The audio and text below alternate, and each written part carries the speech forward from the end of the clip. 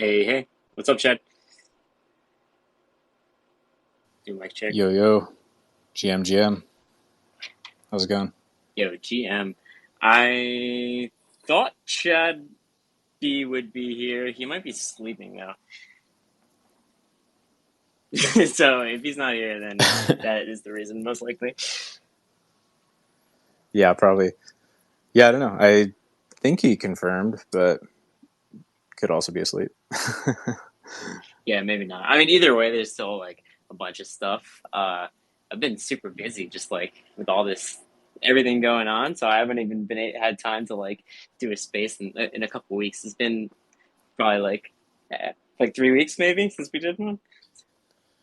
I think so. Yeah, longest break in quite a while. So it's good to be back. Yeah, I know. I'm sorry. It's just there's just like so much stuff going on. It's hard to get the time sometimes to coordinate. So my bad. That I don't know. Like I wish someone else could host these sometimes because me being the only one that does it is sometimes kind of a pain. But we live. Yeah, it's all good. Yeah, There's just now there's more good stuff saved up. yeah, that's true, and it makes it just better when we can actually get together. That's the thing. I don't want to just do these for the sake of, filling out an hour every week. So Yeah, I feel like it's better if we just keep it sweet and stick to the good stuff. totally. Yeah, I just came back from Paris. I was not at ECC. I was at the Ledger Flex out in Barraford, and let me tell you guys, it was super sick being out at the Ledger HQ.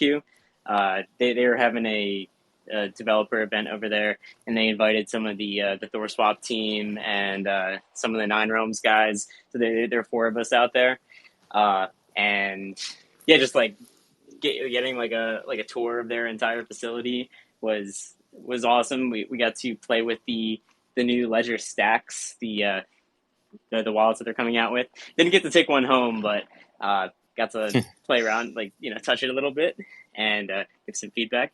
There's Mr. Chad B. Come on up. But yeah, the Ledger HQ was awesome. They let us put together our own ledgers and actually take a tour of the facility where they actually like assemble them. So Oh wow, that's super cool. That's awesome. yeah, I took home a gold ledger, some some super limited stuff over there, and obviously like talking with the Ledger team is like uh, super aligned with everything that we're doing and is working hard right now to get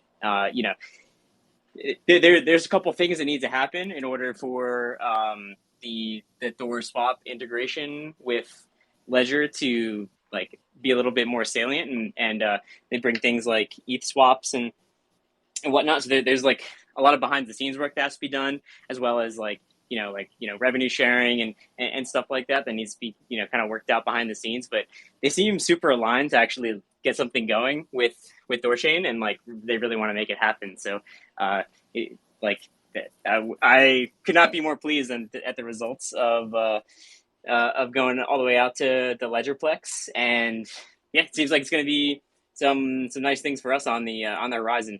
Who knows how long this stuff will take? Like, yeah, especially when you're dealing with like contracts and like all this like technical work, which will take like audits and things like that. But hopefully not too long, and a nice integration for everyone to look forward to. Yeah, that's a big one, and seems like it's coming together. So yeah, thanks to you and everyone that was over there making it happen. I saw like the stacks with the Thor swap ones and all that, and it looks pretty sick. So that needs to become a reality. Yeah, I kind of wish I bought one now. I didn't pre-order one. It's really nice. Yeah, the e-ink screen is definitely the way to go. The battery life on them should be really nice, I think, because of that. Because there's nothing really. E-ink uses like barely any battery at all to for the display. So it's a nice size, like credit card type size, and Yeah, I mean, I didn't like. There's nothing really else too notable about it that I could pick out, but big screen is nice. So I like e-ink too. I think it's kind of underutilized. So I'm a big fan of that.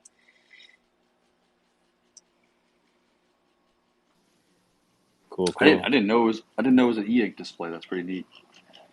Yep, e-ink display, and it has like a curved edge on the side, so it has you can like just you can change what it displays on the side. So like we set them up to have say like Thor swap on the side, and you can change the lock screen photo, so you can just upload any photo basically.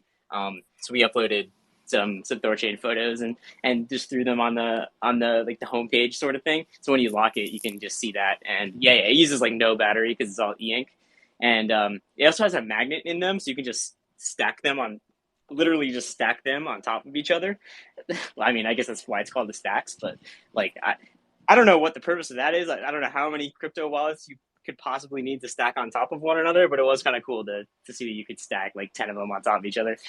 I told them for a promo event they need to set the world record for the most stacks stacked. So that was my contribution.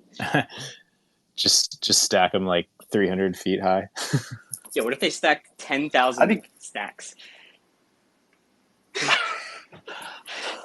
sats or stacks. Yeah. I'd be curious to know if you can turn like I don't know if it connects via a wire or does it connect via like Bluetooth something like this. Yeah, it's a wire, and I think I assume it has Bluetooth, but not 100% sure. I think it does. It definitely has the USB-C connection on it though. I think I'd rather not have Bluetooth. Like I'd rather just have it hardwired that way. It's like cleaner to connect. You don't have to worry about like Bluetooth connections weird, but also like from a security perspective, I'd rather just have it be, you know, offline entirely. Yeah, I'm guessing it's an option because like on the X, it's an option, but you don't have to use it that way. Of course, like I don't think I've ever actually got it set up, but so I would assume the Stacks being like more of the flagship model probably has the option for both. I actually don't really like the X. I bought one just to check it out, and I don't know. Like it's if the battery gets low and then you have to plug it in, and you have to like wait like 10 minutes or something like that before it actually turns on or something like this. Like that was I don't really like the battery element to it. I rather just plug it in and it just like kicks on, and then put in your pin, do That your that's thing. that's how mine is. The battery on mine is kind of jacked up, so I basically just plug it in, it turns off. I unplug it, and it like dies immediately. And so that's how mine works. I don't know about you. Yeah, I don't want to worry about a battery on these things. I just want to be able to plug it in, hardwire, plug in my laptop or whatever, and like be done with it rather than fucking around. Oh, did I charge my ledger today? I don't want to fuck around with that. Yeah, I don't think I don't have to. I don't worry about that at all. Like because you plug it in and it just turns on. So I've never run into an issue with that.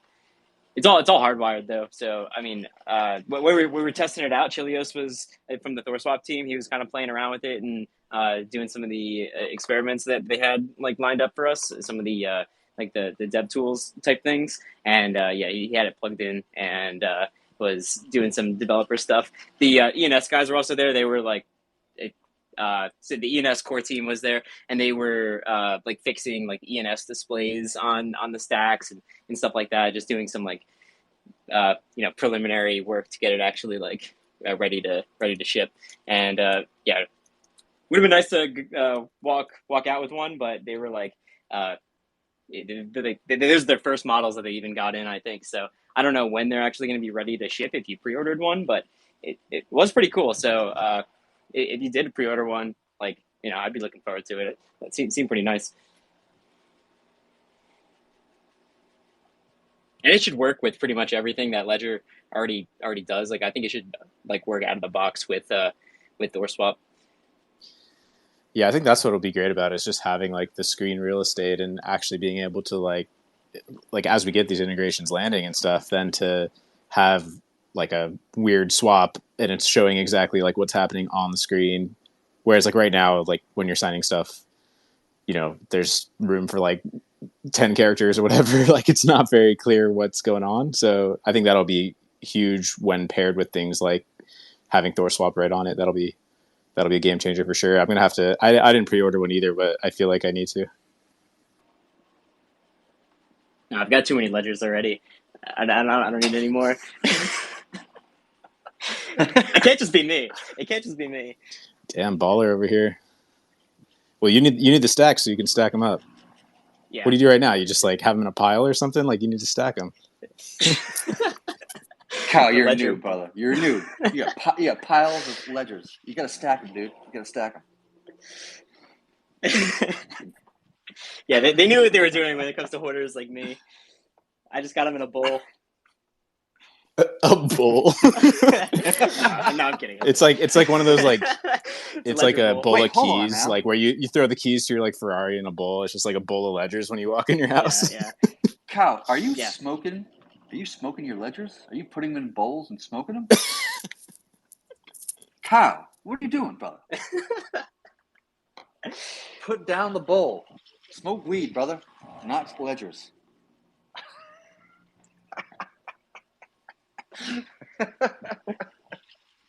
It's like a ledger I'm branded fucking bowl. with No, I'm messing around. But yeah, man, it was super sick out there. We met a lot of like cool teams. Yeah, like the ENS core team was there. Yeah, I got to like I don't know, just thinking of like ideas around just like how to like work with all these other teams and just making some personal connections. It's really nice being at like a small event like that rather than like like 1,000-person event because you can actually like talk to people and connect a little bit. So that was definitely like a huge plus, and we definitely made some other like good contacts that can hopefully lead to some more integration work besides ledger itself. So like great things coming out of that, and then yeah, I think Mogarty's still out there for ETHCC. So I mean. That was my first time like in Paris and in that like in France in general. So it was like I had an amazing time out there. Very jealous to anyone that went to ECC or stayed around. Yeah, I kind of wish I went. Everyone's out there right now.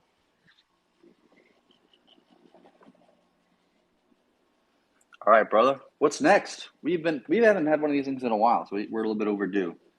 So we got plenty of things to talk about. Yeah, Chad, you can host them, right? You don't have to wait for me to get free to host these things. I can't host shit. You want me to use Twitter somehow? You think I can use Twitter? What is this? Yeah, no, it's unusable. What is this? What is this newfangled digital instrument here? I can't operate this thing. Well, we've had a bunch of in the last few weeks. Some really big things kind of happening in the protocol, which is actually quite nice. One of the things we added, and in no particular order, actually, but one of the things we added, which was kind of interesting, and I'm very interested to see how communities use it in the future. But we add the ability for a swap to pass additional and arbitrary data in the memo through the other side. So like a lot of protocols are talking about message passing between one chain to another, how we can pass data between those two things. And now THORChain swaps and such can be used to like pass arbitrary data from one chain to another chain and be able to do that. And so I'm really kind of fascinated to see what ways that this can be used. It's kind of like in my mind, I'm almost seeing it like kind of like query args. We just added query args of a URL, and now people can utilize them for all sorts of like use cases. And I'd be very fascinated over the next like 6 months or 12 months, whatever it is, to see how people utilize that feature. Can you think of any cool ways or like paint the picture for like what this might mean? Because yeah, I don't really understand the use cases. Well, yeah, so there's a lot of things you can do. So like you can give instructions on the other side what to do with the swap once the swap is done.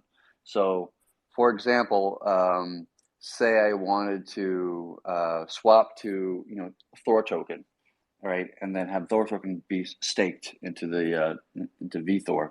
That can all be done in a single transaction, because you can call a smart contract on the other side and pass it additional information of like, hey, stake it here.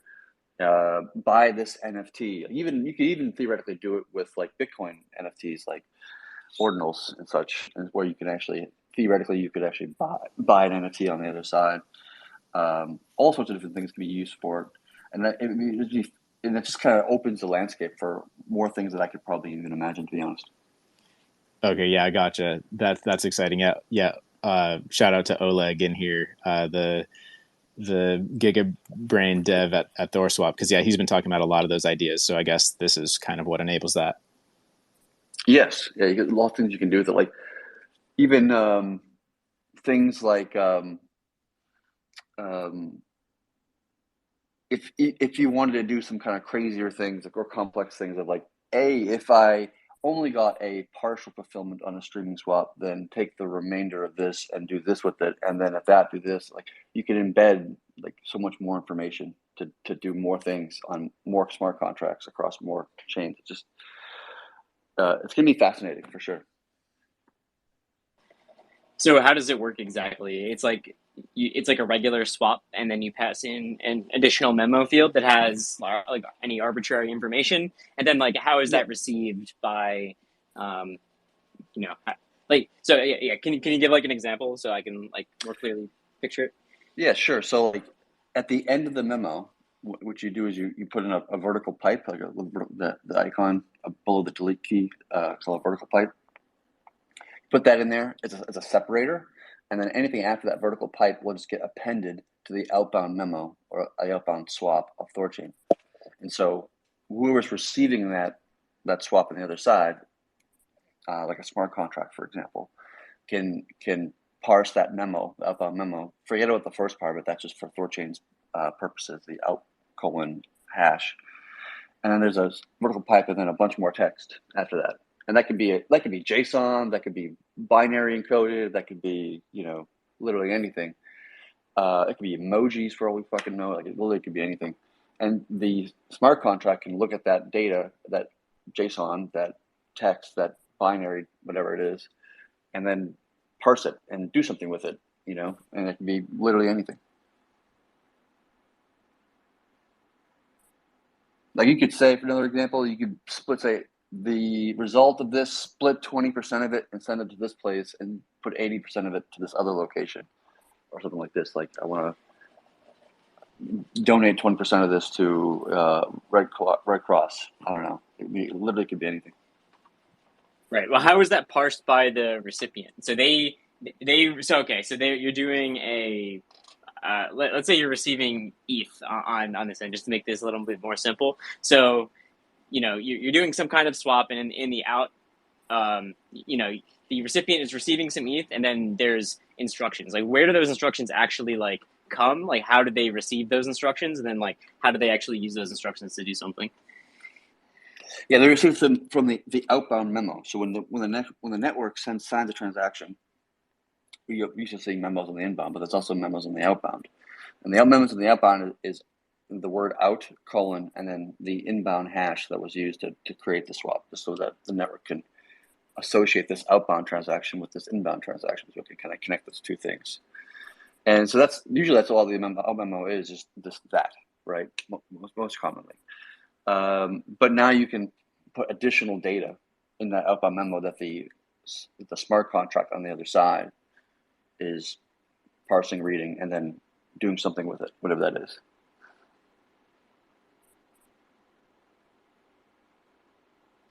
Got it. And a smart contract could just read arbitrary data like that and actually execute based off that whatever arbitrary data is in that memo. Wouldn't that need to be in Yeah. its own like smart contract or something? Like yeah. But yeah, the smart contract can read that in the transaction details when it receives a transaction, like some ERC20 thing or ETH thing or whatever the hell it is. It can do that, yeah.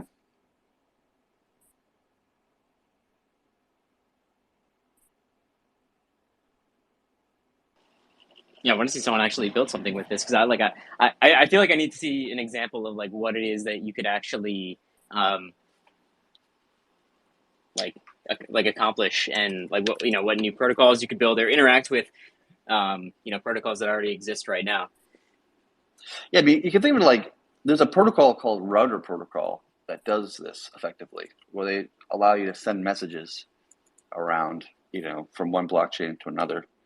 And their entire concept, we basically did in like a 10-line code change. which is actually kind of funny.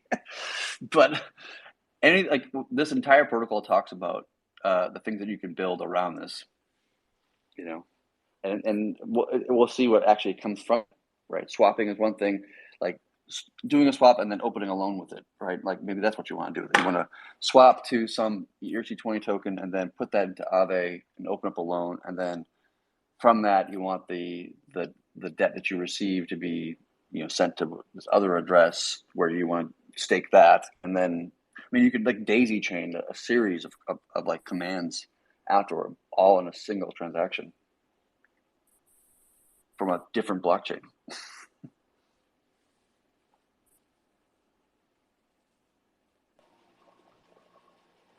Yeah, I'm wondering like who we should talk to about like actually building things on this, because like obviously that's a huge like, so it's basically like making THORChain into more of a platform and more so, like I mean it is kind of creating this like general purpose network, like messaging network that a lot of people could use, and a lot of people are trying to build these like cross-chain messaging networks. So obviously there's like demand for using those messages. So I'm wondering like who to even start onboarding as like as customers to actually like use that service that THORChain now has. Yeah, I'm actually on Router's website, reading about what they're touting as like use cases for passing message between chains. And one of them, this is a funny one. This is true. Cross-chain NFT dating app for casual hookups.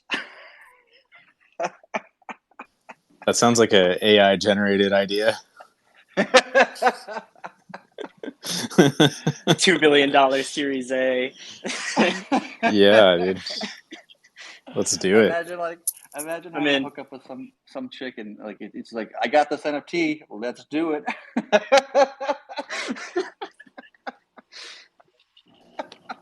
Bringing up Oleg here. I think he wanted to chime in on the messaging stuff. That's how you know it's not a catfish, because she's got the NFT.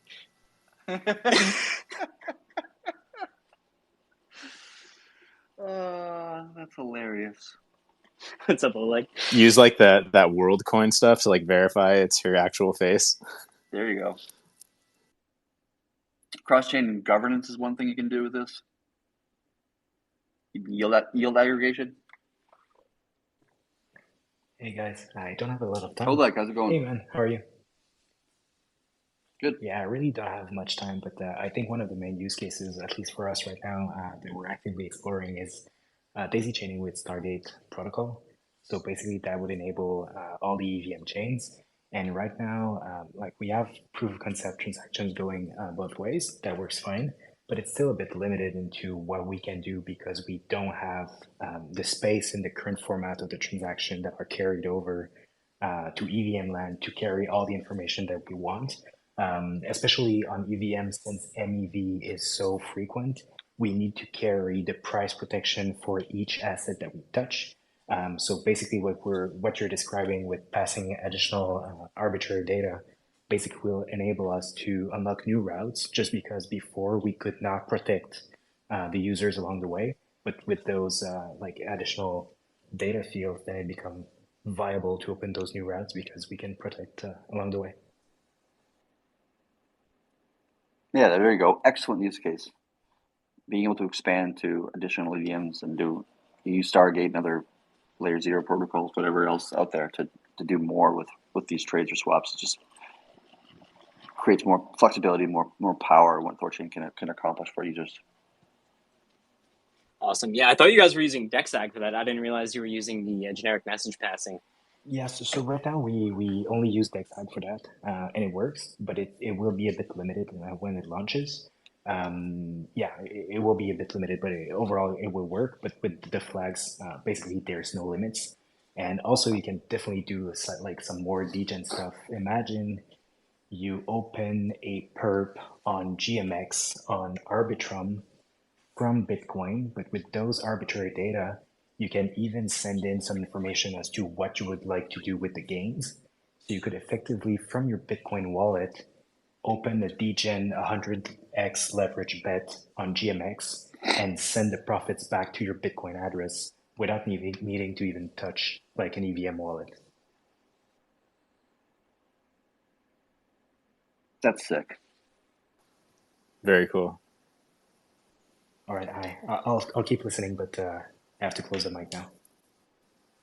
Yeah, I mean that's one of the use cases there, of like being able to have a wallet somewhere else, but not have a wallet there, like in the sense of like you could buy a Bitcoin ordinal with ETH if you wanted to, and then hold it. Well, I guess in that case you'd actually wouldn't need to have a wallet to actually hold the ordinal in, but on EVM land you can just hold it in a smart contract as part of like the market.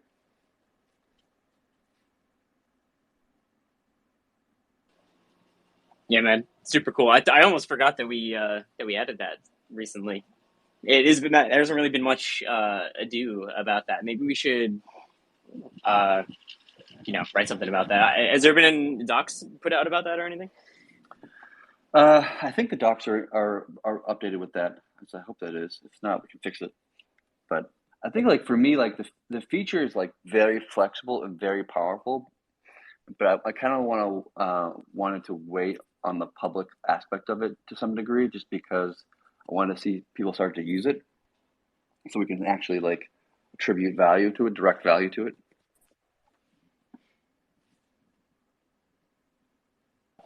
Yeah, 100%. But we need some stuff built on top of it before that would happen. Yeah, but of course. Yeah, super cool, man. And there's been so many other big things coming out recently. Anything that's already shipped that you want to bring up? I think we'd have at least 2 releases, 1.15 and 1.16. Oh yeah, lots of stuff. I lost my browser. There it is. So another, obviously one of the bigger ones that's coming out here, that's in the code now is streaming swaps. That's probably one of the biggest things, like probably the most immediate feature that's going to be released. We eventually put it into 1.15, and where we did some testing on StageNet, and for the most part, it was pretty good, pretty solid. A couple bugs were found, so we just fixed it at 1.16. So we did one more round of testing between myself and other devs, but that should be going live probably, hopefully in the next few days or something like this. I think we'll do the testing probably this over the weekend. Hopefully, if I can get some time with the other devs to sit down and do some testing, and then streaming swaps will be live, I think, or we might do an ADR on it actually, just to get the community to vote on this kind of change. Yeah, I really want to see this live. Can't wait for streaming swaps. I've been building a interface to compare streaming swaps with a regular swap and then comparing that against the Changelly quote, which is pretty normally best execution as far as like centralized swap services. So once it's live, we can finally start to see the quote comparisons against what Changelly is spitting out versus what our old rate, basically, and then the new rate of whatever the streaming swap is. So I want to see it ASAP. Let's do it. Yeah, you should include, if you can, like, Binance or something, one of these characters, one of the more established exchanges. Yeah, send me an API key. Yeah, that'd be great. That'd be baller. We'll beat everybody on everything at that point. Like, it would just be, I think, pretty much, or at least pretty close to that.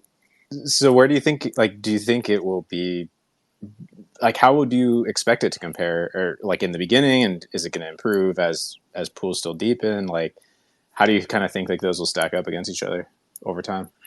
Yeah, so liquidity still matters, right?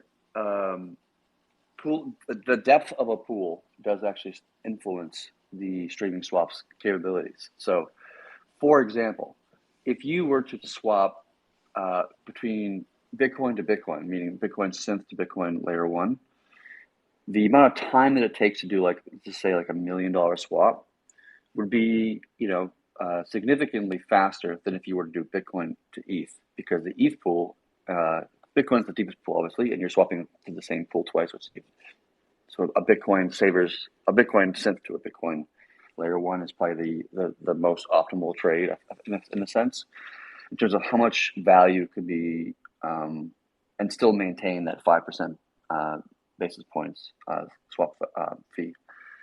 If you do it with something like Bitcoin ETH, you're going to get like a little bit of a slower trade in the sense of how long it takes it to like $1 million. And if you go even lower, it's going to be even lower. So like the streaming swaps, in some sense, you can look at it as creating a multiple on the depth of the pool by multiplying it by the number of swaps that you're making. The math isn't that simple. I'm just trying to simplify it for people. It's actually more complex than that, but it basically allows you to have a much cheaper swap fee for the same trade. And as long as the trade doesn't take, exorbitantly large amounts of time, like hours or days or whatever, then, from your perspective, it's more or less the same, right? Because I figure that 99% of trades on THORChain as of today, if you're swapping on THORChain today, probably you're in the 99 percentile, and that you'll just get your swap done within a handful of swaps, and that'll probably just take a handful of minutes. And so it'll mean very little to most people in terms of the time change of how long it makes it to take to do a swap. It's like block times themselves, like Bitcoin block time is 10 minutes. So swapping 2 Bitcoin is, wouldn't be much of a difference at all, right? Even if you're doing like 10 trades, 10 swaps. But you get, in that scenario, you get like a 90% reduction in the swap fees that you're paying to swap from Ether to Bitcoin or whatever. And so it's a significant value there, proposition to the entire industry. And people are trading, fees for time, and they're kind of balancing these two things. But I figure that the vast majority of trades will be under, probably under 5. The vast majority play under 5 swaps, to be honest with you. And anybody who wants to go longer, they can, of course, as long as the swap is large enough. And one of the actual use cases of this entire feature is a TWAP, meaning that a time-weighted average pricing. So you can, if you wanted to if you're a whale, I was actually talking to TCB about this a while back. And if you're a whale like TCB, and you got lots of friends who are whales as well, and one of the things you're concerned about is a large capital risks that you have that small capital people don't actually carry. Meaning that like you can move the price of the asset because you hold so much of it, either buying it or selling it. And that becomes a problem in some sense from an exit liquidity perspective. And so sometimes what these individuals sometimes do is they do a TWAP order over the time span of a few hours or maybe a day or maybe a week, depending upon the situation that they're in. And so this actually automates that process for them, so they can just basically swap against the market price as it moves over the time span of the hour or day or whatever the time span is. So that's also like a very significant value to kind of whales to do large trades on THORChain, because they can do something much more easily and without KYC or deal with like OTC dealers and that kind of stuff. And the maximum time frame is 24 hours for a streaming swap. So it's a short to midterm where you can specify up to 24 hours. Yes, that's true, but that's also, there's 2 caveats to that. One is if you're doing native to native, that can be up to a year, right? So if you're doing Rune to a synthetic or synthetic to a synthetic or something like this, the 24 hours doesn't apply to you. And so you can do like that. You can actually do like DCA, right? If you wanted to like a dollar cost average into Bitcoin, for example, you can just like get a bunch of synthetic USDC, right? And then open an order like over the next 3 months, I want to do a swap once a day, blah blah blah or something like this, or once a week or something, whatever it is. And like dollar cost average your way into Bitcoin or out of Bitcoin for that matter. It doesn't matter which direction. And the other caveat to that is that if we do move forward with cold vaults, if that actually does manifest into a real thing, then cold vaults actually make it economically possible to secure those assets outside of the pool itself. Because right now in the network, all the layer one assets that we have, the exogenous capital outside of THORChain, has to be in a pool to be economically secured. But Cobalt actually changes that equation. It allows us to be able to have assets outside of the pool, but still be able to economically secure them, which is one of the great things about this particular innovation. And so if we had this feature tomorrow, let's just say, hypothetically, we could actually remove that 24-hour limit, and now you can do, dollar cost averaging straight from the layer one to the layer one, which is actually really valuable. And you can do much larger trades for much longer periods of time if you wanted to, and that would be quite useful for the industry. That's really cool. Yeah, we were talking on the THORswap space last week about how this protocol level feature can really be packaged up by interfaces in a lot of different ways. For example, so on the launch of this, what THORswap is thinking is not just having completely open parameters, at least on the UI. Obviously at the THORChain level, you can customize all this stuff, right? But for the average user doing a streaming swap, what do they care about? They care about getting the price optimized swap. So it's probably going to look like basically two options. Either you go time optimized or you go price optimized, and then it just automatically splits it into what is optimized for your particular size and asset, right?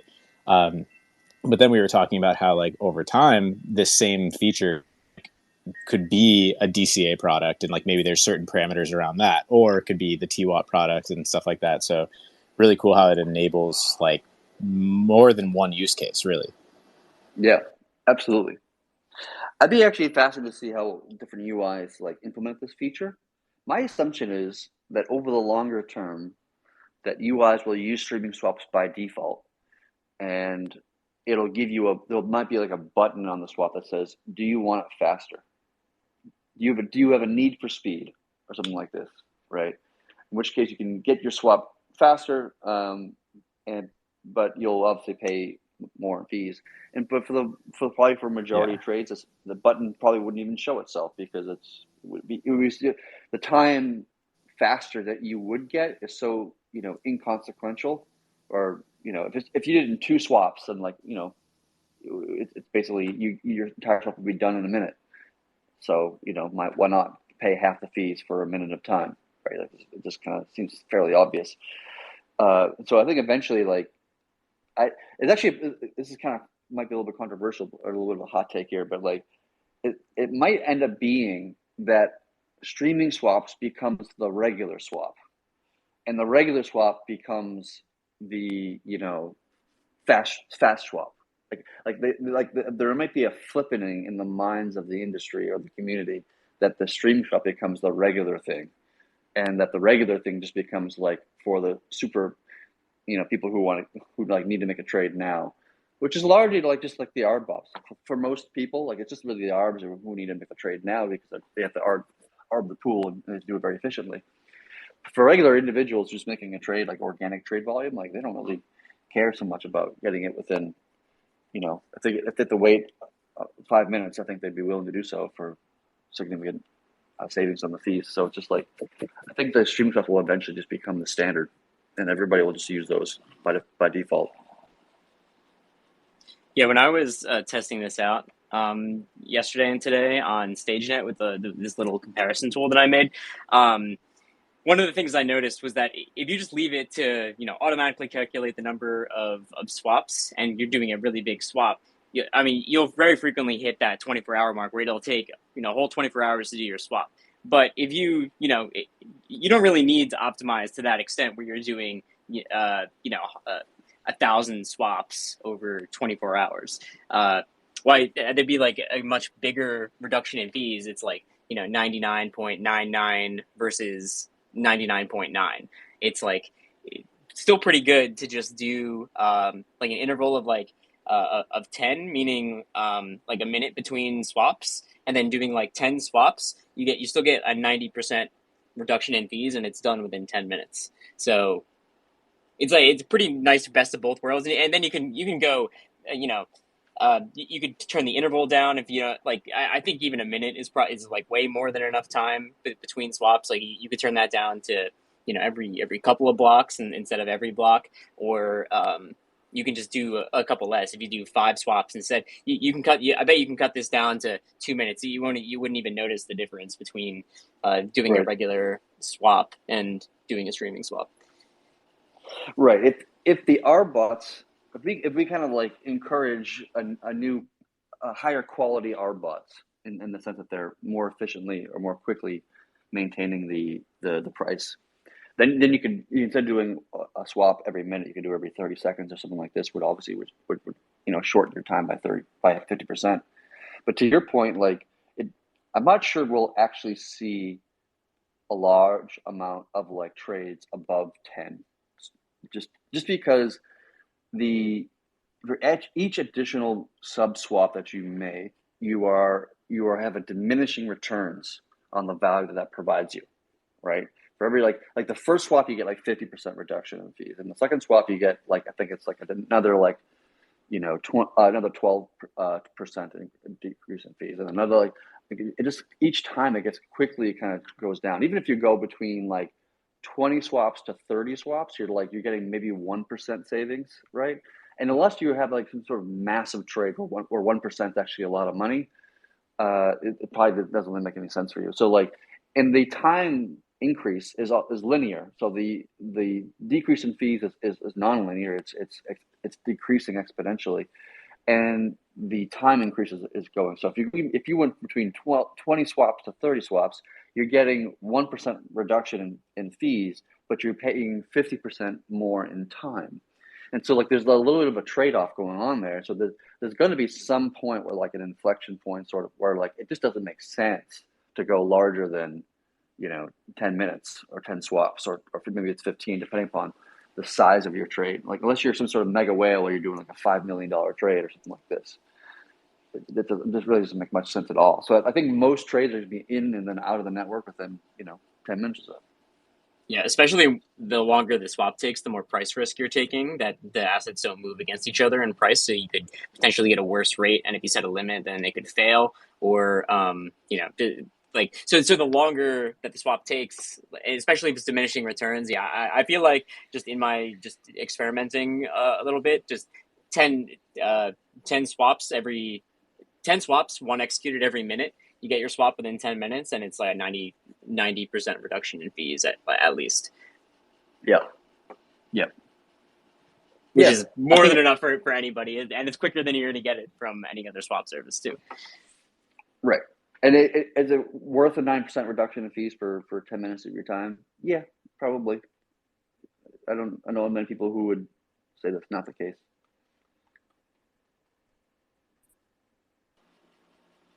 That's kind of why I say I think it's going to become the new default eventually. I think UIs will probably just completely remove the ability to have a faster trade, except for extreme scenarios. Like I think THORSwap eventually will just say, if the trade is under, 5 swaps, then don't even give them the option for, do you want it now? The faster trade. Because it's just already fast enough that like it doesn't really make a difference, and you're just complicating the user's choice by saying, oh, there's some other decision I have to make now between speed and fees. And so for most people, for like 90% of people, 95% of people, like there's no reason to even really consider the faster methodology, just because it's just not going to be worth the time. And so most swaps won't even need to have the actual like option to pick between the two, in which case streaming swaps becomes the default for most UIs.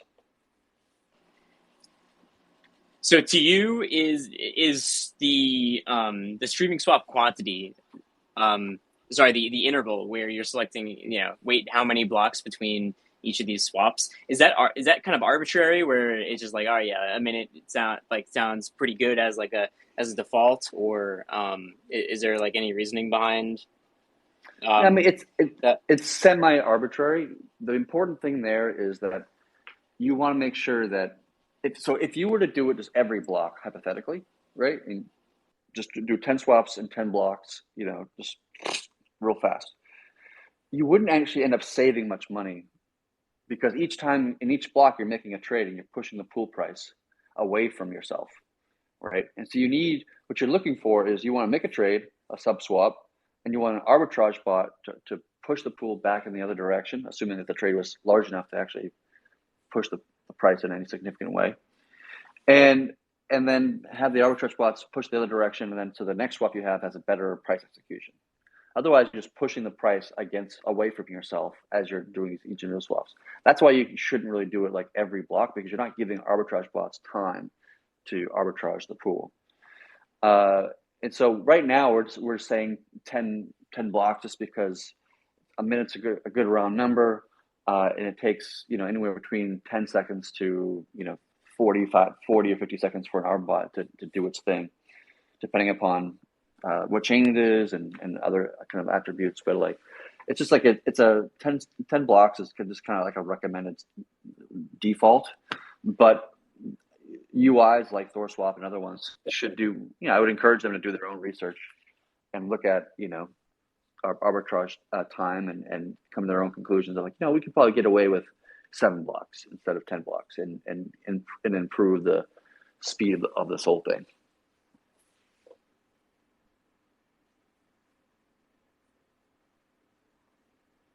And like one more thing too is like that when you do a streaming swap, the time that you're waiting, say you do like a 10-minute streaming swap, that time that you're waiting at 10 minutes is actually applied to the outbound delay of your transaction. So if you had an outbound delay of 10 minutes because of like trade volume that's happening outbound, that's happening in the network, then the streaming swap would execute in the same amount of time as a regular swap, in a matter of speaking, right? And so like outbound delays are actually like reduced based upon the time that you're streaming your swap. So if you do a streaming swap for like an hour or two, then you don't have to wait an additional hour for your funds to go through the delayed outbound, because the network has already had time to evaluate the legitimacy of your inbound transaction.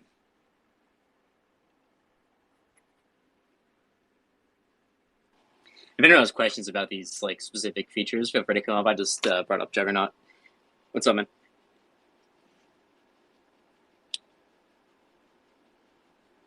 Hey, can you hear me? Yep. Yeah. Hey, hey everyone. First, congratulations for these evolutions that are pretty much more fast than expected. Large swap, streaming swap, etc. My question is simple and short, I think. I think everyone know here that the first Bitcoin deposited were deposits on Coinbase wallet. It was 2009. I'm talking about wallet capable to pay pizzas with 30,000 Bitcoins. Okay. So some old wallets will a lot of Bitcoin taking dust. So are you in negotiation with Coinbase, or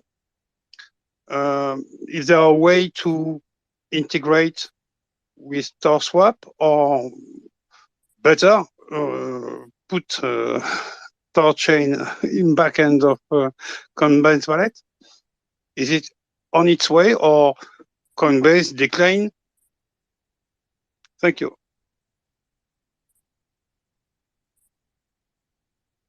I'm not sure if I got that. Danny, you guys got that? Yeah, I mean, if we're going to be in the back of Coinbase wallet, I mean, I think it could happen, but I mean, that's something we'd definitely love to see, but I don't have anything to say about it right now. Like, there's no like, nothing is currently going on with that right now. Yeah, I think no comment. I think we're actively talking with a lot of different wallets and trying to get them to make an integration and such. And I think like and if Iridanus is here, and he's welcome to comment. He does this more than anybody. And it seems Cow does a lot of work on this. But I think like over time, and I'm sure they would probably agree with me on this, but that things are getting easier for them to sell people on this stuff, right? Like I think initially, if you went back like a year ago when we or greater when we were first started the process to talk to wallets and get integrations and such, it was a kind of a much harder sell in some sense. Like it was harder for people to understand the value. It was hard for people to understand what we're doing, and and to be fair, we weren't as mature back then. Like we didn't have like the quotes endpoint, for example, and swap fees are higher, but both because gas fees like 3x outbound gas fees, and also we didn't have streaming swaps, and so as the protocol is changing and improving on many fronts, from an SDK perspective, from an APIs perspective, from like functionality and just like core features of the core protocol, to even things like outside of the core protocol, like SwapKit, makes all this stuff kind of easier as well. Like really good work there.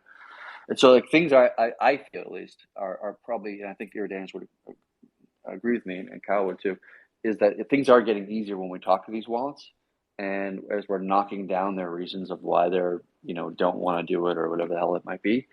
And so there will come a time, and I think it's approaching, when we don't really have to handhold these wallets to integrate. They'll just want to integrate on their own accord without talking to myself or Cow or Iridanus, and they'll just integrate, and do it themselves over a weekend, in a matter of speaking, just because the SDK is there, the docs are there, like all the information, we're already widely accepted because we're in many wallets that are, trading with us, and it's just like kind of that inherent trust that comes with like vast usage.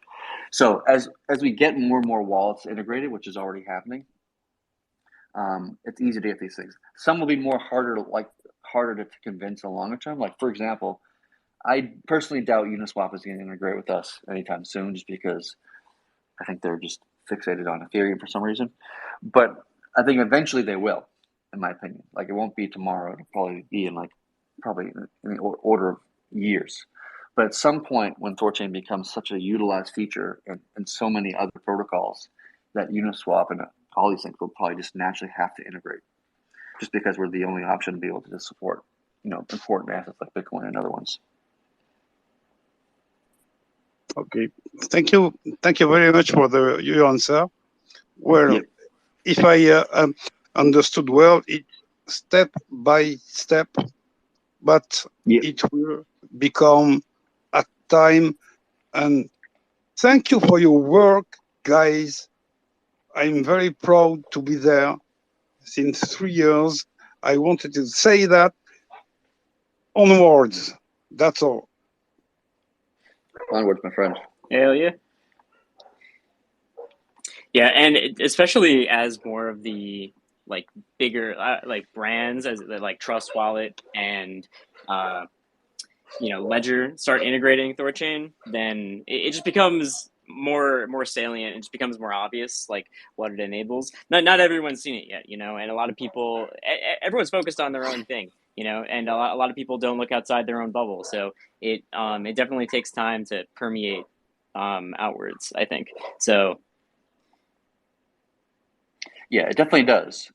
But I will say, as we get more adopted and more wallets, ones that the people respect, like a Trust Wallet, for example, or a Ledger or something like this, it just makes it more obvious to everybody else, to Trezor and everybody else. They're like, oh, I better do this too because I'm getting left behind.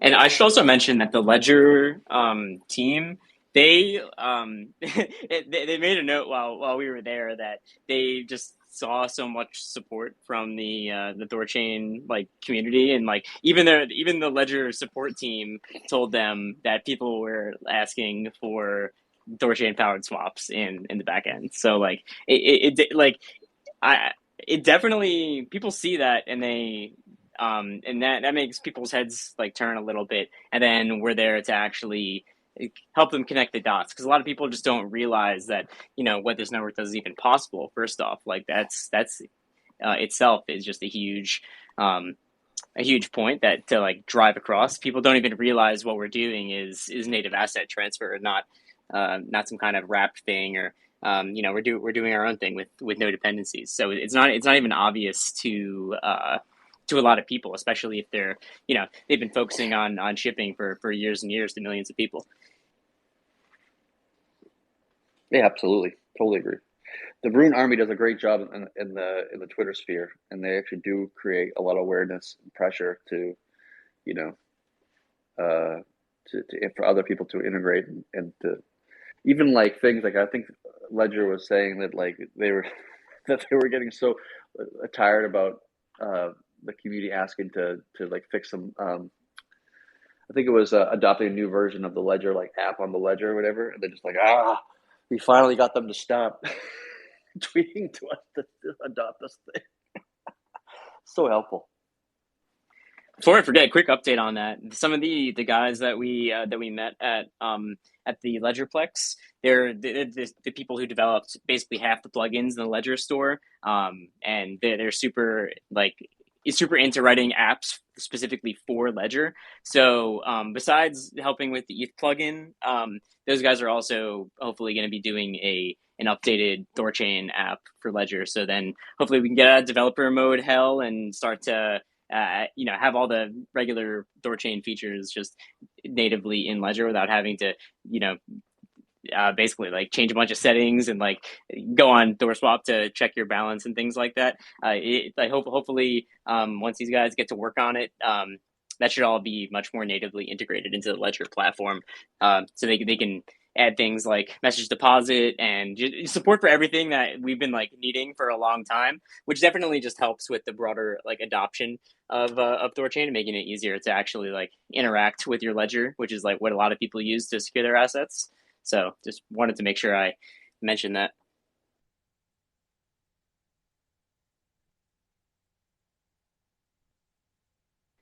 But yeah, I mean, integrations have been going pretty well, and people definitely see the light. It just going to take a lot of time.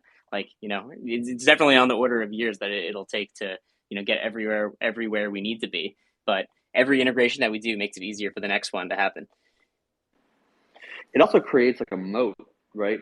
Like if other networks want to come online later to challenge THORChain's position in the industry, they have to spend the years like we already spent to, bake the code, fix the bugs, solve the kind of edge cases, and also get all the integrations as well, which is like, it may be difficult for them to do so when more difficult for them than it is for us, because for like take Trust Wallet, for example, they didn't have a way to swap between Bitcoin and Ether, which obviously there's a lot of demand for that.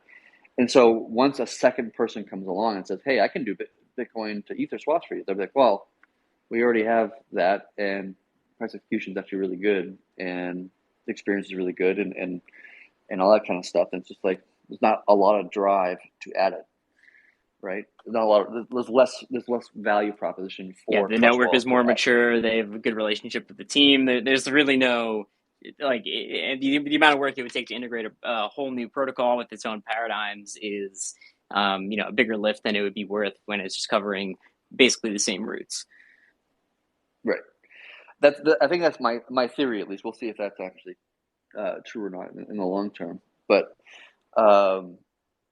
it'd be difficult unless they get integrated to like a DEX, some sort of DEX aggregation system, and then which that aggregator system abstracts away all the work about integrating a new third party, swap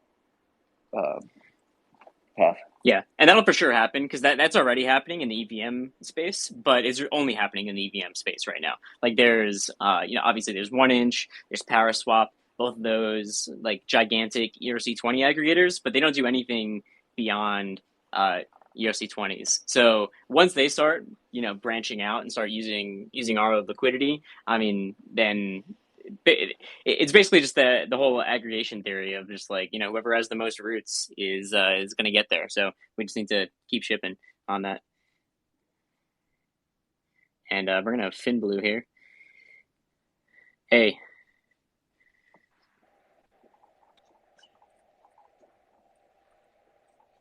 Hey, are you ready for me to ask a question?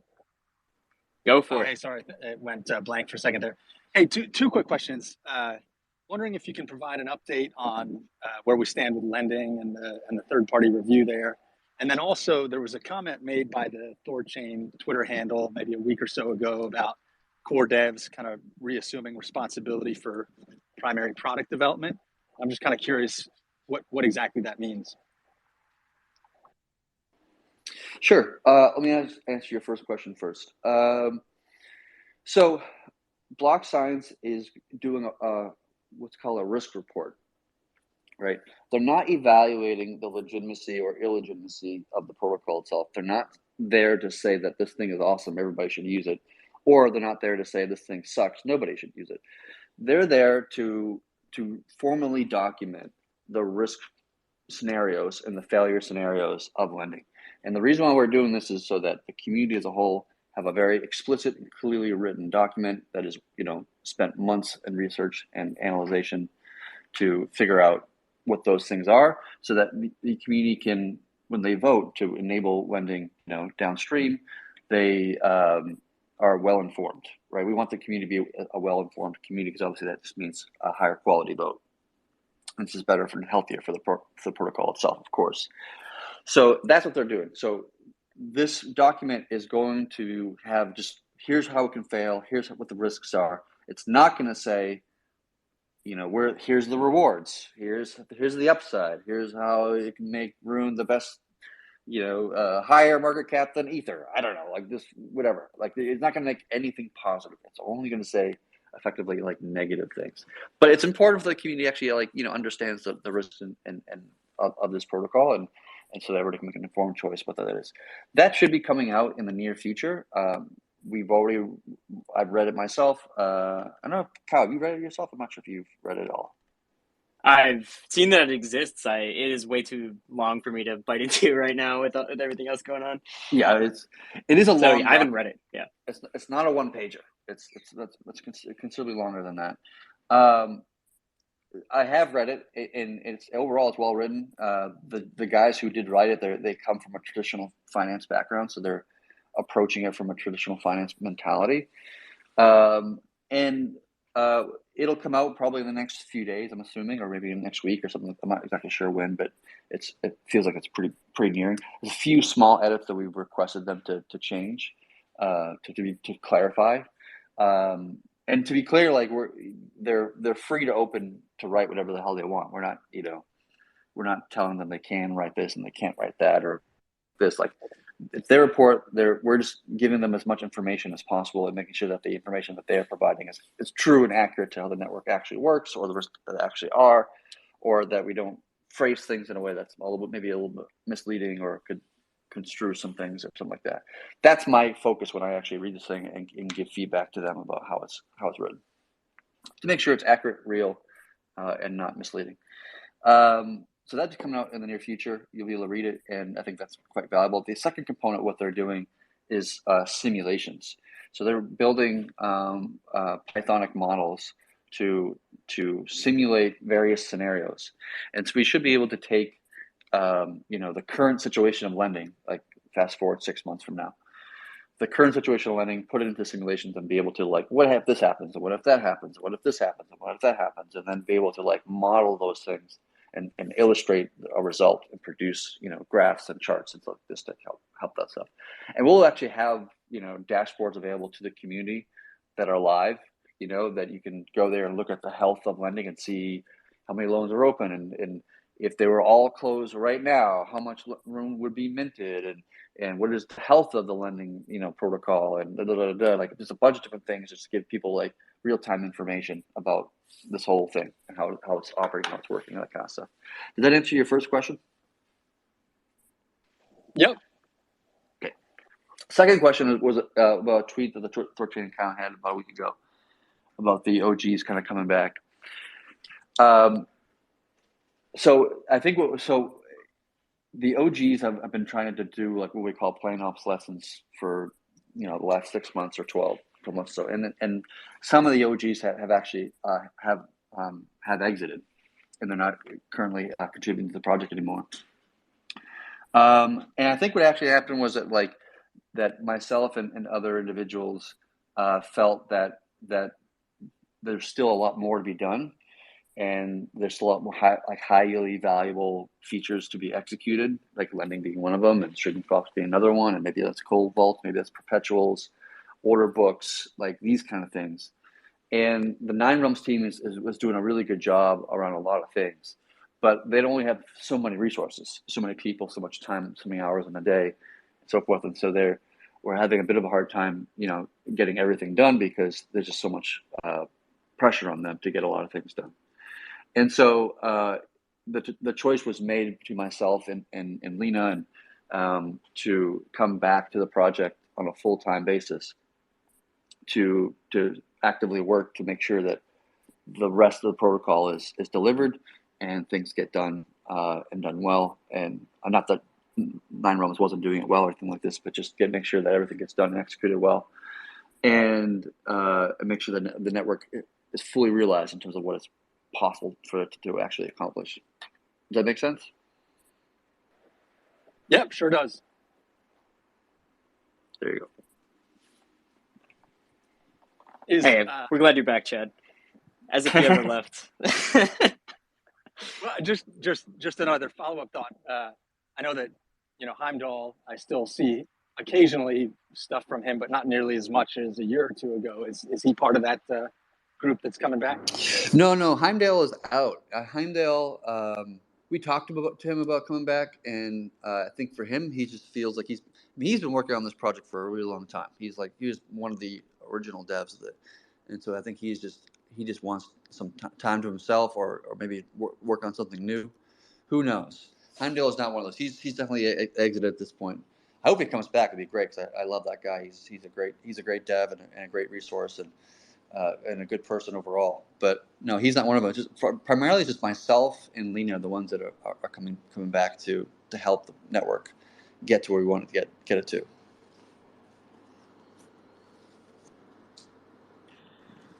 Excellent. Thanks. Good. No worries.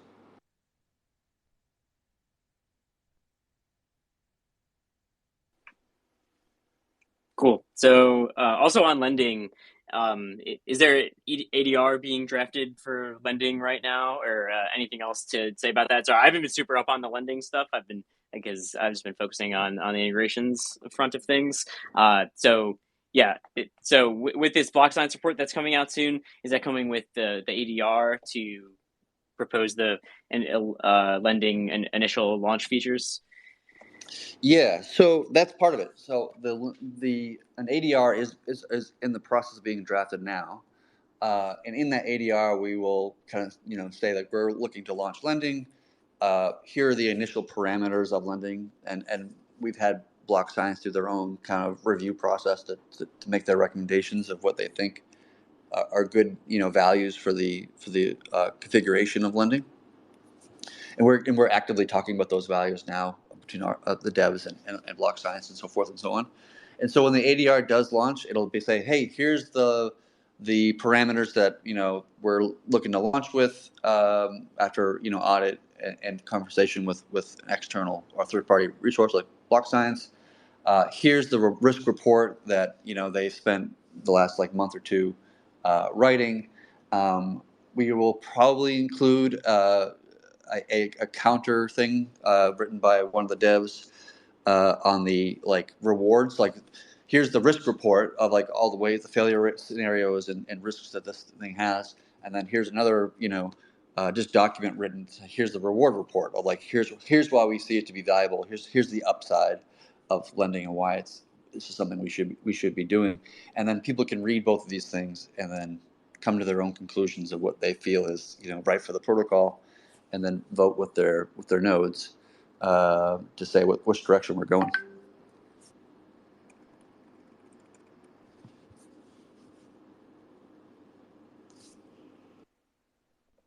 Nice. Cool. Yeah, So want to move on to some other features? That ADR, once that ADR comes out, that's the vote for lending, and whatever the vote is, that's when lending's launching. So the quicker we get the ADR out there, the quicker we can actually get, lending running, assuming that the vote passes.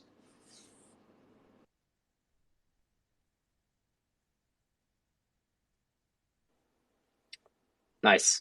Yeah, hopefully the report can come out soon this week, and then we get the ADR, and then we see what happens with the vote.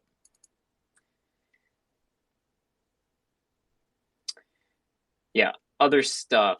Another thing we've been recently launched, I think THORswap was actually excited about this one. I know Leggy can comment if you'd like, but is the affiliate preferred asset feature, which is pretty neat. Oh yeah. This one's pretty nice. So basically it allows an affiliate to choose an asset of their liking. It could be Bitcoin, it could be ETH, it could be some random ERC20 asset. It doesn't really matter. And they can receive their income from affiliate fees into that particular asset at a particular wallet address of their choosing. And so this is actually really, really valuable for the community as a whole. So for THORswap's case, what's really nice is that the fees that they're collecting now just go into their wallet, and then they take those funds, swap it themselves, and then put it into the VTHOR contract to pay out the kind of rewards to the people who are locking their assets. Now that can be done autonomously and completely decentralized. So now you don't have to trust THORswap will do that, even though they've been doing it well and consistently for the entire time. And the other really important thing about this is it helps us to get more sticky with our affiliates. So take a Trust Wallet, for example. They, if they get paid in an asset, my understanding, and I hope I get this correct, and Dennis or Cow can correct me if I'm wrong here, but if they get paid in an asset that's not that is a volatile, like Rune, for example, or Bitcoin even, it can be problematic from their perspective about the legal implications of this. And what they would rather do, just from a legal safety perspective, is just get paid in USDC or something like this, right? And it wasn't really feasible or possible for. So I think at this point, Trust Wallet's not even collecting fees. And to be honest, we want Trust Wallet to collect fees. We want them to be sticky. We want them to be getting income from this integration. It makes it more difficult to remove us later, right? And it makes it more obvious that they should continue to support THORChain when they're making an income of whatever amount of money that they would make on their platform by facilitating trades and swaps, savers, all this kind of stuff, whatever it might be. And so it's really valuable for us to be able to have the flexibility to allow our affiliates to collect income in whatever asset they choose. It gives them much more flexibility, much more power, and be able to have more ability to legally operate in a way that makes sense in their region, whether it be United States or otherwise. So that was a big feature that Dennis was working on for quite a while. So I definitely thank him for all the hard work on that particular feature and getting that shipped. I think it comes out in 1.16, if I'm not mistaken. Maybe it's 1.15. I can't remember exactly. Yeah, it was in 1.16, and he did a bunch of testing on it in StageNet the other day in the dev Discord. I was checking that out, and looks like it works pretty nice. And then it was actually pretty cool. Urso was fixing some of the bugs in it, as it was happening live, which was just cool, little back window thing to see. Yeah, that was pretty neat. But yeah, I mean, it should make integrations a lot easier, especially it makes it so anyone can just get assets in whatever, get their affiliate fees or whatever asset that they want, basically. So it's a huge win for affiliates and should make integrations a lot easier to ship out. And yeah. So yeah, it's basically what you're saying with Trust Wallet. I mean, it's not exactly like those reasons, but it's very problematic when you, as a receiver of funds, start to initiate swaps yourself. That there's a whole bunch of legal implications that come with that, and something that we've been seeing as Nine Realms, working with all these integrators that are trying to obviously monetize and collect affiliate fees. So the solution is you put all of the heavy lifting on THORChain, and then you just have it native to the protocol. So then it just makes it makes it so much simpler to carry this out and to actually legally be able to collect affiliate fees, which is just kind of it is sort of a nightmare, and I never would have thought this before. But just seeing how much work has to go into like the legal side of things is pretty mind boggling. So this should make things a lot easier on that front. Yeah, whatever we can do to just knock out reasons why affiliates or wallets or integration partners would not want to integrate, like whatever those reasons are, like whatever we can do just to knock those down and just like out of the conversation is obviously a positive thing. And that just goes to like the maturity of the platform. Like it's just a natural thing to happen, and as we keep on doing the work that we're doing as a community and as an ecosystem, we just get more mature. We just get it's more easier to integrate, less issues, less problems, and it just becomes more and more obvious to do so.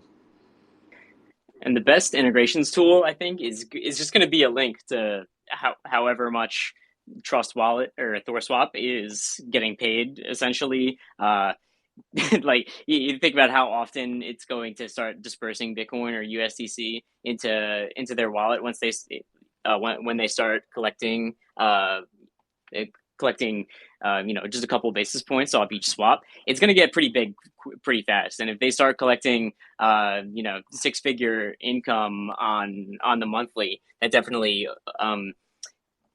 that's a very tangible thing that a lot of wallets can be like, wow, this is like a really really nice revenue source that isn't just relying on a Changelly or something like that to keep it running. And yeah, God only knows how sketchy something like that is behind the scenes.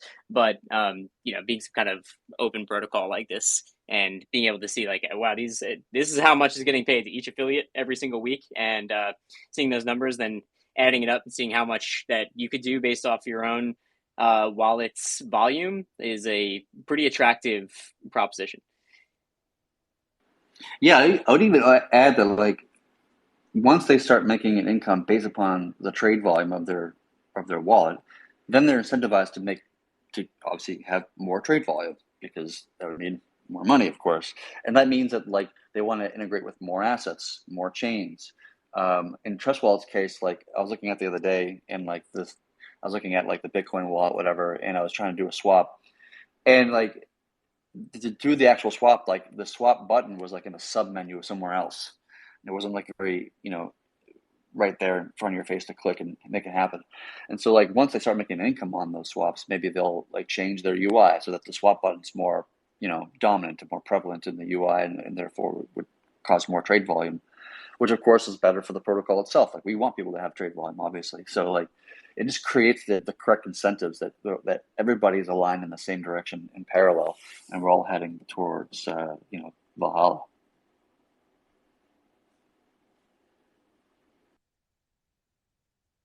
Yep, that's one of the biggest things to come out of the last release. Almost forgot about that one. That's it. Just we're making so many so many great changes that you just like, oh yeah, I forgot about that one.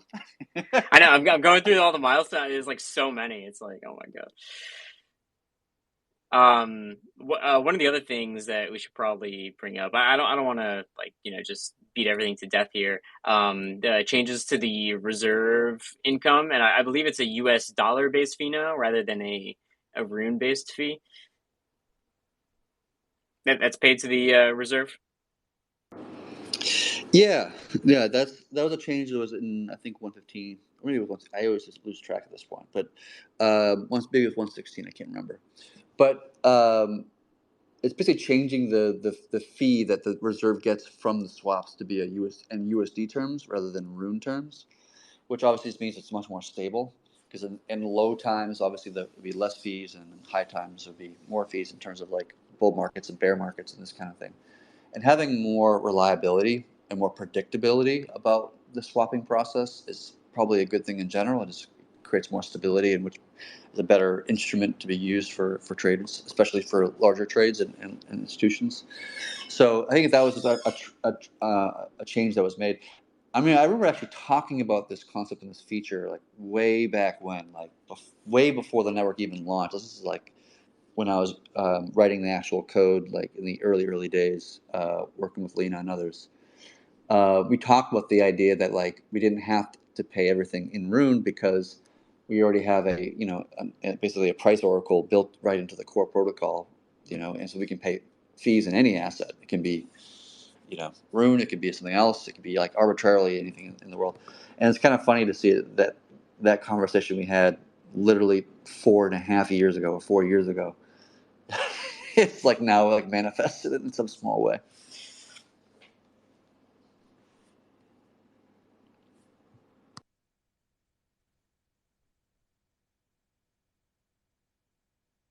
And I guess lastly, some work being done right now to deprecate Yig vaults, the old basically hot wallets that were on each node.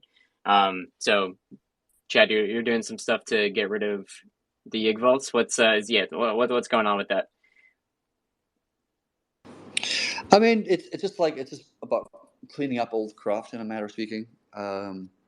It should be done relatively soon, I think, probably within the next few weeks. But it's just about like we used to have Yggdrasil vaults so that we could sign more efficient. We were concerned in the earlier days that threshold signatures, because of the way that signing works, it would be fast enough to support a large trade volume in terms of trade quantity, more accurately. And so we created the Yggdrasil vaults so that we had a way for like signing rapidly and quickly. And it was very helpful in the early days of the network when we had a relatively smaller quantity of validators. But now that we have, about 80 something, 86 or something like this validators, and we have 5 different Asgard vaults that all have like a membership of 20 nodes or so, those actually have a pretty good signing speed, right? In terms of how many transactions they can sign per per minute or per hour, or whatever the hell it is. In fact, it's actually it's actually faster than what Chainflip can do. Chainflip can do about like 100 signatures per minute or something like this. And we can actually outperform them in terms of outbound transactions, which is kind of funny because like Schnorr signatures are supposed to be faster than TSS, and they are.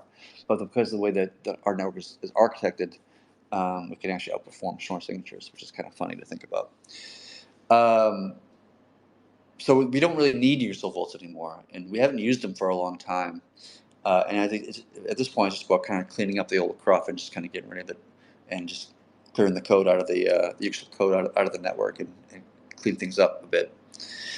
Although the Yggdrasil logic will probably like stay in some sense with cold vaults. Like cold vaults might bring back some of that code or some of that logic, because it's Yggdrasil vault and a cold vault have a lot of similarities between the two of them.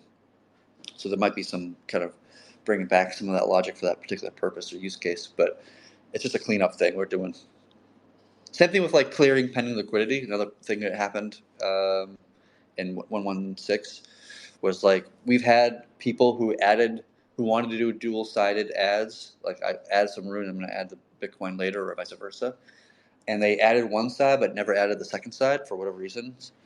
And they've just been sitting in a pending state. Like that liquidity has been sitting in the network but not in the pool. They've just been sitting out of it. And those people have not been earning a yield for the last 2 years.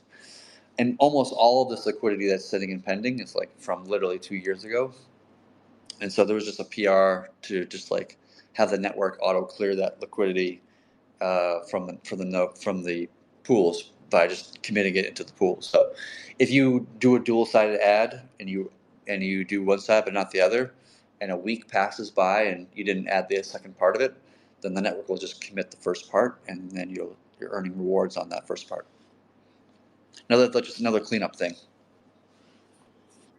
Yeah, do you know how many people that actually affects? I doubt it's very many at all. Is it more than 100 even? I don't know the actual quantity. I think the amount is closer to like I think the amount value is, I think it's around like $150,000 just sitting on the sidelines. And I'm pretty sure almost all of it was from like very early days in MCCN and like in ChaosNet. My assumption is, and I don't know this for sure, but my assumption was that there was some sort of UI bug and some UI, and maybe it was THORswap, maybe it was AskGuardX, maybe it was something else. Like I actually have no idea, nor do I really care to figure it out. But that there was some bug in their UI that they had a failure case for the second transaction and not for the first.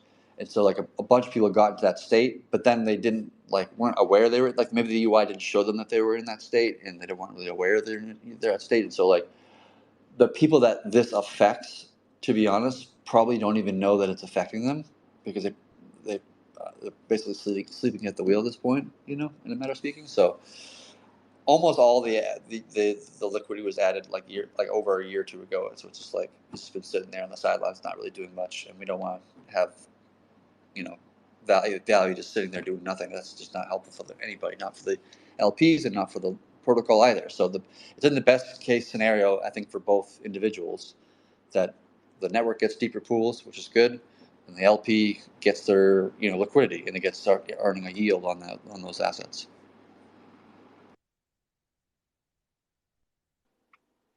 Yep, that makes total sense. And yeah, I feel like that's most of the major new things that have come about.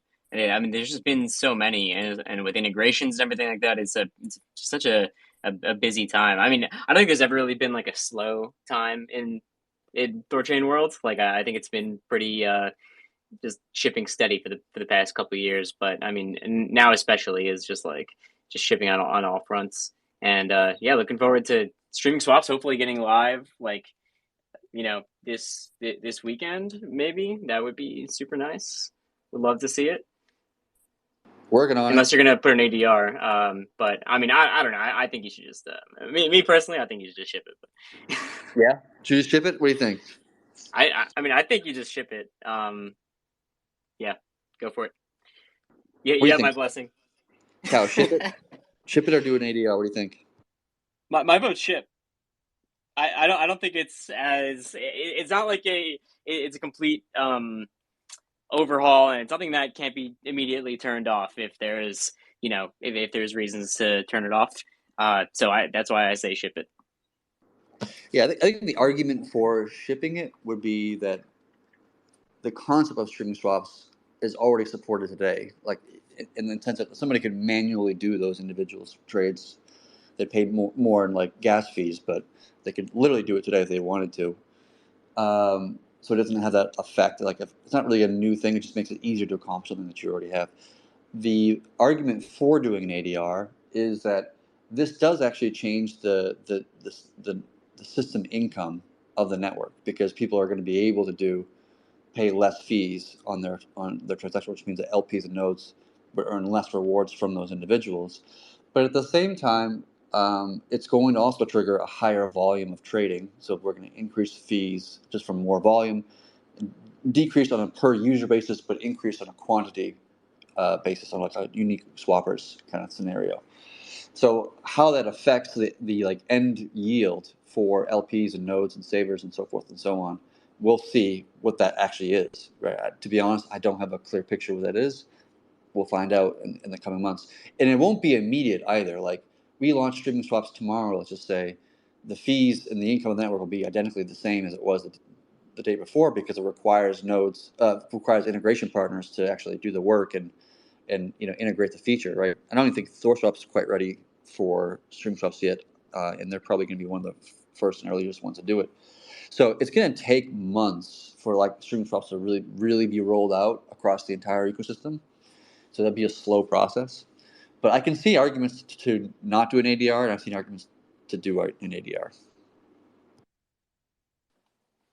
Yeah, and for that reason, I judge no ADR. Case dismissed. What do you think, THOReau? What do you think? No ADR or ADR? THOReau had to drop into the audience. Oh, okay. I don't know. Well, I mean, I don't think it's a huge deal. Like, is what I'm trying to say. Like, it's not like so like lending, for example. Lending's a feature that you can't just say, well, we need to turn this off. You know what I mean? Like it's not really working out. We need to just flip this off. Streaming swaps is something that you can totally just turn off without really affecting anything for the protocol, because then it would just go back to normal. So it's not adding anything that can't be undone, or creates like a major structural change. It's just a new type of swap. So I think it's I think it's kosher. And that's true. Like, and even on the like fee component of it, like the intent is that initially it's going to be a 5 basis points swap fee, which would be like, it would just beat the entire market in trades. But that is it's somewhat of an arbitrary number. Like we can configure via vote to increase it to 10 or 15 or 20 or 30 or 70 basis points. Like you can arbitrarily put that number where the hell you want, and that'll be what the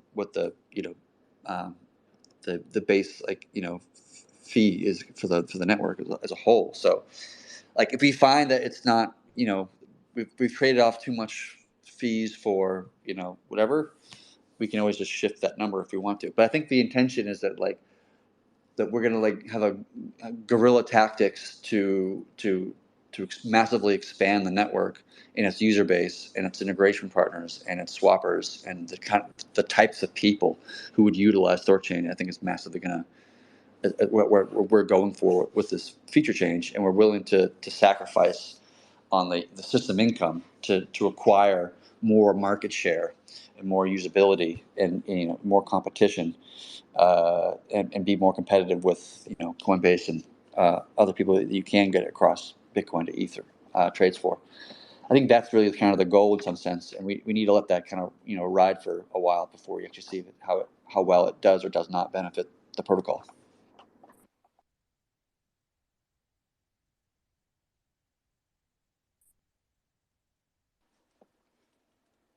Yeah, Fimla. I was just curious, has anyone done the math if if a swap that normally would have been one swap is now divided into 10 swaps, and granted the fees are much reduced on those, but there's also now 10 additional arb trades that are made over the 10-minute period or whatever. Has anyone done the math to see like how much those 10 arb trades add to to swap fees that would have otherwise been paid by the user?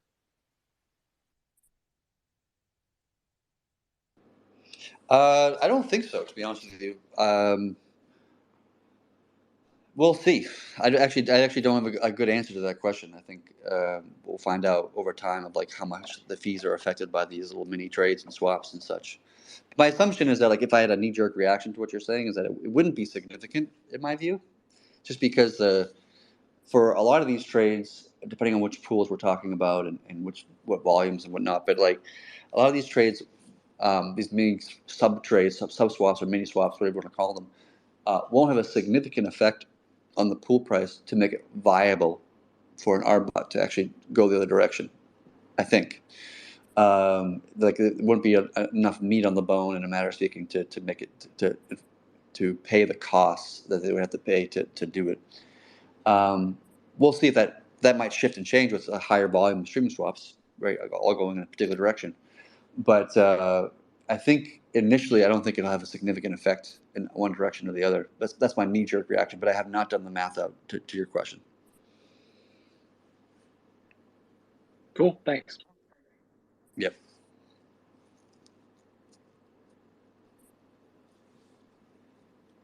Cool. So yeah, Chad, let's do it. I want to test out the streaming swaps. Honestly, just even as a sales tool, using it as look at your competitors' rates and look at our rates, and look at what we have to offer, and it's going to be really powerful in that way, I think. Yeah, no, I totally agree.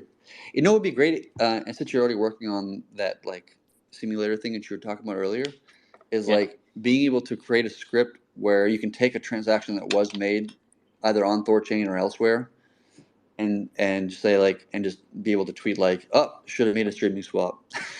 Do you know what I mean? I think it'd be a good a good marketing thing of this guy traded we saw a trade yesterday that was $170,000 trade, and we could look well, if he could have saved this, he could have gotten half an ETH more if he had just done a streaming swap. Should have done streaming swap hashtag or something like this. Yeah, I mean, so this is exactly what you're saying, but Polaris right now is working on a streaming swap comparison tool. So you can basically type in any hash into this tool, and then you can see how it compares as a streaming swap, as a regular swap, versus if you executed it on a centralized service like Changely, or I'm not sure exactly what he's using, but it does a comparison of a couple different swap methods, so you can actually like do some forensics on like would this have been better to stream? Would this was it fine that it's done in one trade? And it's kind of a similar tool to what you're talking about to like analyze like did the stream help you out? How much? Like, well, what's the execution delta? That kind of thing. Yeah, that's awesome. I think that's gonna be really helpful just to help illustrate and like market the feature. Especially we can make it into like a Twitter campaign of like should have been a streaming swap or something like this. Yeah, that'll be cool. And the way THORswap is presenting it as you either prefer time execution or price execution. It's a really clever way to do it where it just says like, hey, this is how much you get out if you don't care about the time so much, and this is how much you get out if you want it done now. So I think it's a great way to do it, and we'll see how it kind of evolves over time. I definitely think people will heavily use this feature. I definitely will. So I mean, I definitely would use it myself, of course. I actually yeah, I mean, what I really if you want to didn't do. use it, you'd just be stupid to not to do it.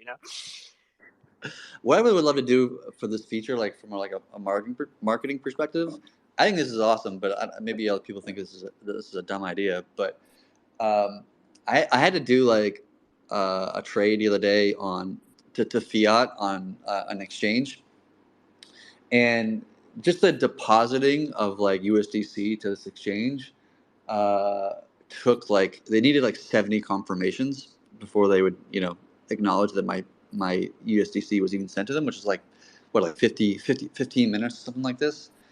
And I was just like thinking to myself, like even with streaming swaps and like the additional time it takes to do so, it's still much faster to trade on THORChain than it is to do on a centralized exchange. And so like I really want to do like a side by side video like race, like a live stream potentially, something like this, where like you have two people trying to make a one Bitcoin trade, to Ether or something like this, or Ether to Bitcoin, and they both start at like google.com as like the starting point, or maybe THORswap.finance is like the starting point, and then like you have to like go to the site, you have to like log in, you have to like get your address, you have to deposit the the assets, you have to like make the swap or trade, and then like pull it back out and put it back into your wallet, and to see like a side by side comparison of like the number of like clicks you have to make on using like THORswap versus like a Kraken or something like it,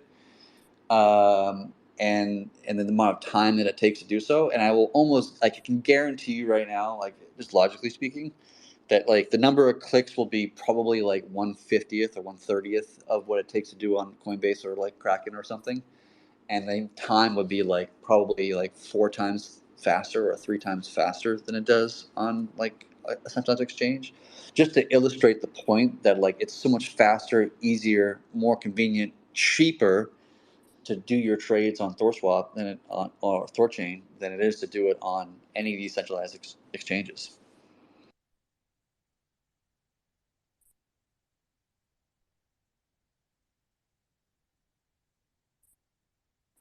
Sweet, man. Anything else you want to talk about?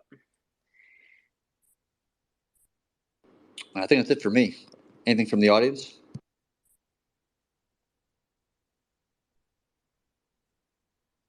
Yeah, last call if anyone wants to come up and ask anything. It's been a while since we've done one of these, so maybe people have some burning questions they've been sitting on.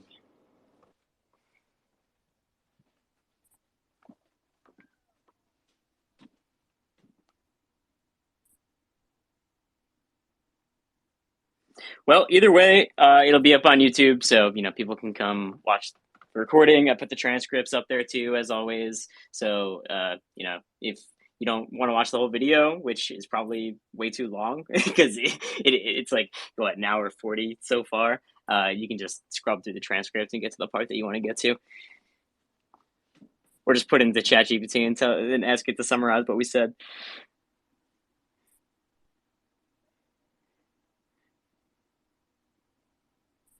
Yeah, I think that's it then. All right. Yeah, no one's requesting to come up. All right. Cool, guys. Yeah. Well, see you next time, and maybe in 2 weeks. And hopefully by then we got stream swaps and yeah, a bunch of other good stuff. Maybe lending ADR? Question mark. Probably in the next 2 weeks. It sounds likely. Let's do it. All right. See you then.